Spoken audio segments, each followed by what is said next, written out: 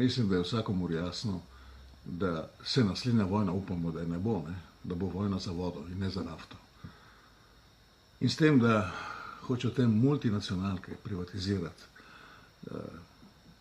naše vire voda, je nedopustno. Jaz mislim, da je voda mati, zrak pa oče. In če ne znamo spoštovati očeta in mater, to se pravi, da je z nami nekaj zelo narobe. Upam, da se vsi zavedate, da je treba mobilizirati čim več ljudi, da se zoperstavijo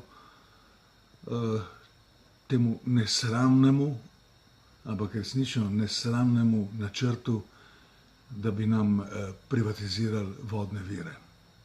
Zato vas lepo prosim, tisti, ki boste to gledali, da se ozavestite, da je to resna stvar.